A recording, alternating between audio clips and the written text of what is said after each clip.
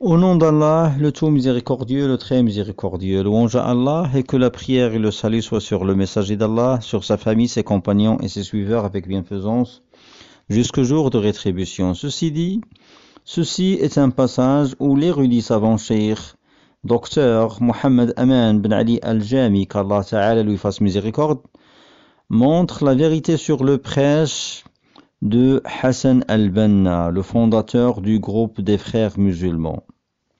Cheikh al-Jami rahimahullah dit: certes, le prêche de Hassan al-Banna avait sorti les jeunes égarés des cafés et des cinémas. Ceci est chose indéniable. Chaque personne bien renseignée le mentionne. Mais, après les avoir sortis de ces endroits, qu'avait-il fait d'eux? S'était-il comporté à leur égard par le style et le prêche des prophètes? Ou bien les avait-il déplacés puis rassemblés pour se disperser finalement entre les sectes soufis? C'était donc comme s'il les avait déplacés d'une jahiliya, d'une ignorance à une autre. Il ne les avait pas déplacés vers la compréhension authentique de l'islam. Le cheikh lui-même, c'est-à-dire al-Banna, le cheikh lui-même avait une voix soufi, tariqa soufia. Nom du traducteur, Hassan al-Banna s'affiliait à la voix soufi dite al-Husafiyya, fin de la note. Cheikh al-Jami rahimahullah dit: le cheikh lui-même avait une voix soufi. Ces gens qu'il avait déplacés des cinémas, ou bien ils avaient embrassé sa voix à lui, ou l'une des autres voix. Et est-ce que le prêche de Hassan al-Banna avait anéanti l'adoration d'autres qu'Allah publiquement dans son pays? Avait-il déplacé les hommes du fait de tourner autour des mausolées tels que les mausolées de Al-Hussein, Zaynab, Al-Badawi, etc.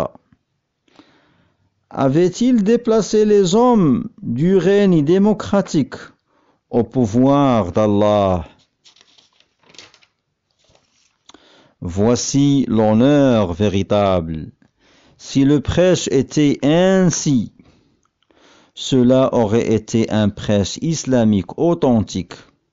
Quant au rassemblement politique, les mouvements, groupes et partis qui concurrencent avec d'autres, et l'on inscrit sur la couverture d'un livre: voici l'islam. Or, à l'intérieur du livre, il n'y a pas cet islam, mais autre chose. C'est un mouvement politique bariolé. Ceci n'est pas un prêche pour l'islam. Chaque étudiant de sciences ayant étudié ses carnets, c'est-à-dire les carnets de Hassan al-Banna, ses carnets et ses écrits autobiographiques, sait qu'il se promenait d'un mausolée à l'autre. Il rapporte au sujet de sa propre personne qu'il fréquentait certains mausolées, al-Adriha.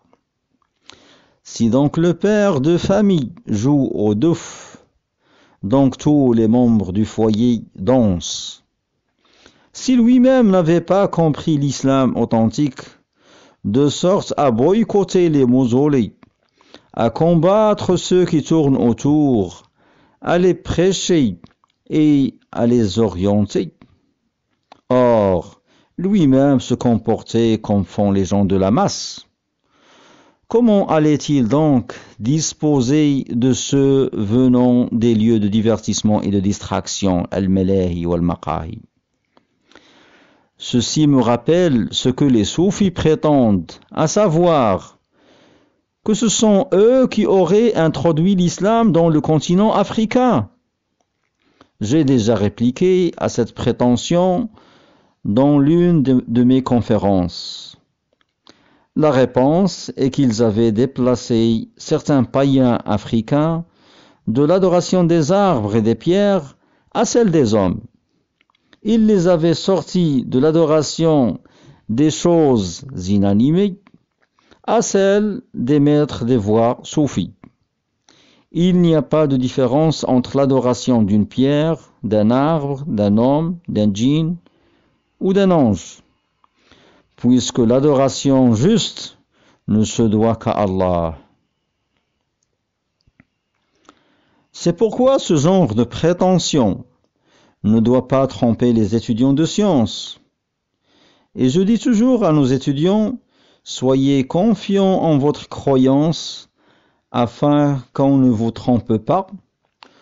Toute personne lucide au chapitre de la croyance sait que ce comportement n'avait rien à voir avec le prêche islamique. Fin de cet audio.